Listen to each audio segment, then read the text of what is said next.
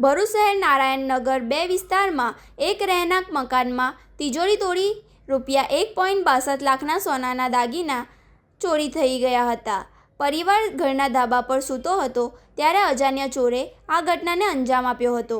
આ મામલે ભરૂચ શહેર પોલીસ મથકે ફરિયાદ નોંધાઈ છે અને પોલીસે વધુ તપાસ હાથ ધરી છે। પ્રાપ્ત માહિતી અનુસાર ફરિયાદી અમિત ગોહિલ અને તેના પરિવાર 2 જૂનની રાત્રે ઘરના ધાબા પર સૂતો હતો। આ દરમિયાન કોઈ અજાણ્યો શખ્સ મકાનનો દરવાજો તોડી ઘરમાં પ્રવેશ્યો હતો। બીજા દિવસે વહેલી સવારે પરિવારના સભ્યો નીચે આવ્યા ત્યારે મુખ્ય દરવાજાનો નકોચો તૂટેલો હતો અને ઘરમાં રાખેલી તિજોરીઓ ખુલ્લી હતી। તપાસ કરતા તિજોરીના લોકરમાંથી સોનાની ચેન, બુટ્ટી, લકી, પેન્ડલ, વીંટી, જડ તેમજ ચાંદીની લકી અને પાયલ સહિત કુલ ₹1.62 લાખના દાગીના ગાયબ હોવાનું જાણવા મળ્યું હતું। ઘટનાની જાણ થતાં ભરૂચ શહેર પોલીસ મથક પર પહોંચી હતી અને તપાસ શરૂ કરી હતી।